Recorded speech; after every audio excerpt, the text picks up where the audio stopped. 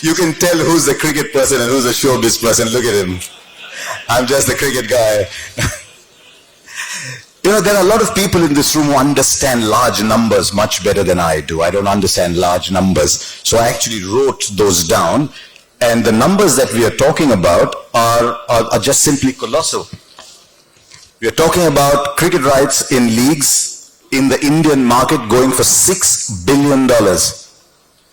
Now, when I was graduating in my second year at IIM Ahmedabad, we had a professor of economics who would wistfully look out through one of those lovely little holes that Louis Kahn had made over there and very wistfully say, I dream of the day we will have 1,000 crore company in India. Absolutely. I mean, you know, I don't know if anybody could spend $1 billion in those days. I mean, it was a figure that was... Still don't know how many zeros there are, but I know there's many. So that's $6 billion, and then we came up with the Women's League. And the Women's League has already done 4,669 crores for a Women's League that's not started. So there's obviously a lot of people investing in the leagues in India, partly because we've now started to get people identifying with leagues as much, if not greater, than identifying with countries. So if RCB lose an IPL final, the pain that takes place in Bengaluru is almost as much as when India lose a final. So the leagues are taking over the game, and it's interesting, you know, in our Hindu culture, or in our Indian culture, dare I say, we look after our children on the understanding that they will look after us later. So we are the only country in the world that still pays for the children's marriage, that still pays for children's education, because we know when we get older, they're going to look after us. The reason I'm telling you this, they will. Our society is strong. Marriages are beautiful. But the reason I'm bringing this up is we had the father figure, which was Test cricket. Test cricket told everybody what a beautiful game cricket is. It brought people into cricket, and then we started to have the children being born, which was the 50-over game and the 20-over game. And now the parents are getting older, and the children are starting to support them, and Test cricket is now being kept alive by this young child that is raking in the big money. And may it always be that way. Absolutely, and yeah. Absolutely, which in a way reminds me of international football, because there was a comment you just said which was really interesting, that a lot of spectators are more affiliated and have far more passion with their clubs in football than with their countries. So I mean, there is this passion for, I suppose, your local team, or the leagues that you say are so close to everybody's heart. And I think one of the most important things that you were talking about mainly was also that the kind of boost it has given to, along with women's cricket, along with the boost it has given to young people who can now, men and women alike, who can now take on a sport as a profession. And we're not just talking about, the creme de la creme, the people who own, several sort of crores for each tournament, which is good. But there are those who can now play cricket professionally and may not get those huge numbers, but they can still make a living out of it. There are young boys and girls in India who are seeing numbers that their families don't recognize. And they're looking at these numbers, and these young boys and girls are saying, and it's amazing how many of them are saying it, when asked, what will you do with this money that you have now got? They're saying, I will buy a home for my parents. How wonderful. And this is something that you probably could not have said in an era gone by. There must be some people in this room who'd remember a time when players used to come by local train, get off at Churchgate, go to the Brabant Stadium to play a test match, then go back to Churchgate, get into train and go back home. And if the test match ended in 4 days, they only got paid for 4 days, so they didn't get the 50 rupees a day fee that they were getting afterwards. So from there to come to where we are, and Jeff mentioned the women's game. I was delighted that Jeff wanted to talk so much about the women's game. We've had a WPL auction. And there's 3 girls, 3 women, one from India, Smriti Mandana, one from England and one from Australia, who are now outside of the IPL among the top 10 earners in the cricket world. Among the top 10 earners in the cricket world, 3 of them are women. Wonderful, yeah, absolutely. It was good. Deserve a round of applause. That's outside of the IPL though, because the IPL is a different beast completely.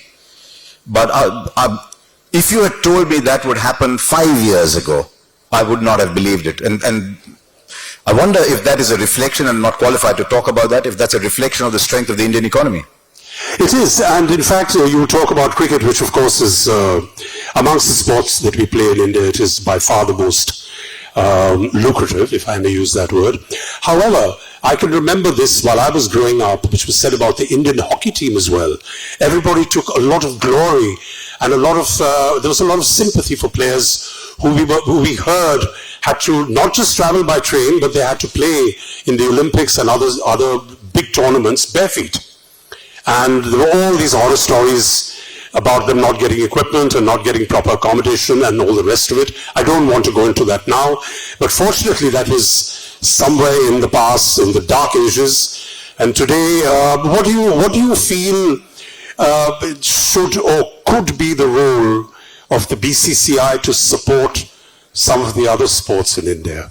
It's an interesting thought, because the BCCI is not short of funds, and I think sometime about 3 or 4 years ago there was a suggestion made to support other sport as well. But my firm belief is that sport will come through, much like every other enterprise, when there is private sector involvement in it, when there is the entrepreneurial drive that so characterizes New India. I do a lot of corporate events. I go around and I see the entrepreneurial fervor in New India like I've never seen before. And I think if we can get them to invest in the new leagues, maybe it's not for me to say where the BCCI money should go, but that would be one way up. There's some interesting things happening. I mean, all of us as children played kabaddi. I'm sorry? All of us as children played kabaddi. Yes, absolutely. And kabaddi players are now earning a living playing kabaddi. There's a volleyball league that's taken off at the moment, and I saw a little bit of it yesterday, and the drama, the attention was fantastic. You see what happens in badminton when Sindhu's playing. Saina was the pioneer. When Sindhu's playing, the country stops when Sindhu played the Olympic silver medal game. So there is a great appetite for sport in India, and the best thing is that the new generation that's coming through, India under 30, India under 35, pick a number, is a multi-sport generation. They watch football, they love Formula 1, they love cars, they love kabaddi, they love hockey, they love everything. Yeah, it's interesting, kabaddi, because you really don't need much of an investment. You need a pair of short pants. You couldn't play kabaddi because you were in show business. People like us. I am a little past the stage of playing kabaddi, but I used to play kabaddi. Not very well, but I did give it a go. But sport is not necessarily about being a champion. Sport is just about playing it. No, I completely agree with you. I was never a champion, so I absolutely love that slogan. It's all about participating, it's not about winning. That's a great slogan, and it works completely. But Dalip, I'll tell you what else these leagues are doing. These leagues are lifting families. And there are families where people used to tell children, you cannot play sport anymore because that is all I can afford. And today the same families are telling children, go and play sport, because if you crack it big, then the world is your oyster. But in Indian cricket, there are at least 50 or 60 stories in the last few years where families have just got lifted completely. Earlier, 15, 16, 18 people could play the game at the highest level. That is what the business of leagues is doing, the difference between playing for a league and playing for the country. When cricket was all about, or hockey or football for that matter, was all about playing sport for the country, you could have 15, 16, 18, at best 20 people maybe playing it. Now ambition has spread, and 150 can dream of playing at a very high level. And each of these 150 are now making a decent sum. It comes with frustrations, it comes with other issues as well, but it's just lifting families like I have never seen before. And we're all Indians, finally, we're slightly soppy, sentimental people, but you'll be drawn to tears by some of the stories that you read. Overseas players, on hearing their price, have stopped their cars and cried. Because from where they were to where they are going is where these leagues have taken us, and the difference was just unimaginable. Absolutely, yes, you're absolutely right. The kind of people who are now included into the sports arena, as it were. so that they can make a living, whether it is kabaddi or whether it is hockey or anything. Even in the it's absolutely phenomenal.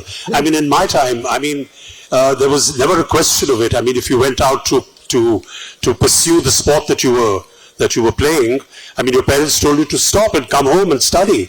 Today, fathers and uncles and people are taking their children specifically and especially to go to the sports grounds and to become champions, which is such a huge, it's a sea change from the times that, well, certainly me, I don't know, you're much younger than I am. The expression "in my time" is a very tricky one, so I was waiting to see where you were headed with that, because it tells us about how far back we go. But isn't it interesting that there's a girl from Sangli, I think, who's got a 3.5 crore contract.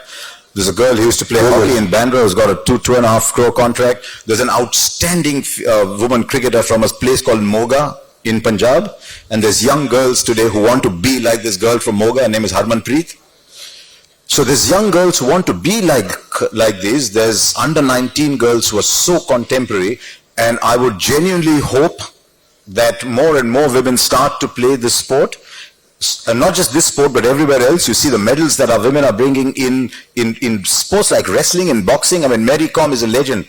I once met Mary Kom and I was just starstruck. So there's sport available, there's so many opportunities available with the women, and I hope that happens. I hope we become a multi-sport nation. And that's why I'm so excited about this young generation, because they're all multi-sport. Absolutely, and actually the world over, if you look at it, even if you take baseball and you take a lot of American sport and football, I mean, a lot of the greatest footballers in this planet are from very, very modest backgrounds, and they are superstars today. I mean, without taking names, I know you all know about it. So, I mean, I think that's this kind of a sort of a picture is very clearly emerging that India is now, for sure, in that very special league where they can afford their youngsters who may not have all the privileges to be able to come and play sport at the highest level. Yeah, but since this is a global business summit, India is the epicenter. But let me tell you what's happening in a lot of countries around the world. Jeff briefly referred to that. But more and more countries now want to play the shorter form of the game.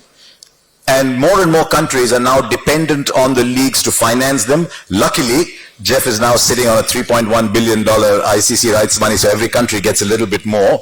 But in the West Indies, some of their best players are not playing for the West Indies anymore. There's leagues starting in the US. South Africa, which is such a great test match country, are only playing 2 test series because they needed to make space for the league to set up to come up in South Africa. And at the same time, there was a South African T20 league going on across Cape Town and Durban and Johannesburg, across Dubai, Sharjah. There was an Emirates League ILT20 going on, across the sporting capital of the world in Australia. There was a Big Bash going on. Up in Dhaka and Sylhet and Chattogram, there was the Bangladesh Premier League going on. And all these were going on at the same time. There's a Pakistan Super League that's just started. And I'm sure you'll agree with me when I say that actually the pioneer of all this, the revolutionary as it were, was Kerry Packer. I mean, many moons ago, he just turned everything on its head. He decided that people are going to play in colored clothes. He had a wonderful slogan which said, "Big boys play at night," which was very exciting for everybody. And there were more. I was just afraid you might go into those. There were more. And everybody sort of left their country teams and went charging all the way to Australia because, suddenly cricket became a place where you could afford a good living. It's a question of valuation, I think. Valuation is a word that a lot of people use, but people like me don't understand, because valuations seem to be soaring. But what is the valuation of a player? And what the leagues are doing by putting the players out in an open market situation is the leagues are allowing the players to find a value for themselves. And they are valuing the players differently. The captain of South Africa cannot get a place in the franchise league, for example. Or the captain of a country may not get the same price because somebody else is valued at a higher price. So we are getting into a situation now where the market is determining the value of a player. And that's also something we would never have imagined. I'm sorry to interrupt you, but also the thing now is that, it is so difficult to be playing for your country, which is just about 12 or 15 or 20 people out of a nation of 1.3 billion. So now a cricketer who is good can say that, well, you know, even if I don't make it to the Indian team, I still can make a living out of this because I play for the leagues and I play the game that I love, and it affords me a livelihood. And as you quite rightly said, it also helps the families and, you know, is a general part of growth. And sport is bringing countries together. We are having a Border Gavaskar Trophy taking place at the moment at the Arun Jaitley Stadium, up what is called the Kotla till recently. It was a series that began as an initiative of the Australia-India Trade Council. The Australia-India Trade Council said, how do we bring our countries together? What links Australia and India more than anything else? It's not fair that all that the Australians know about India is cricket and a little bit more. All that Indians know about Australia is kangaroos and Bradman. We need to do a little bit more. And the Australia-India Trade Council set up a tournament that is now vibrant. I'm not saying it led to a free trade agreement between India and Australia, but it's led to a lot of togetherness. The countries are coming closer together, and maybe sport can act as a bridge. Maybe sport can act as a bridge between our countries. It has been it's been a cultural ambassador. I'm getting signals from there. Never give an actor and a commentator the microphone. They will not shut up. But sorry about that. You are a scripted person. I go live television, and I'm seeing I'm seeing the timer there. God, and I'm trained to end on 2. Harsha, stop playing holier than thou. You use a teleprompter as well. We all use teleprompters. No, I'm looking at the timer there. I was looking at the timer. Thank you so much, Harsha. And thank you all so much for being here with us. I thank you very much. And I thank the Times of India and the group of the Economic Times for giving us this platform. Thank you. Thank you, Harsha. Thank you, Dalip. Been a big admirer of Dalip, the stage actor, for many years, so it's been wonderful sharing the stage with him.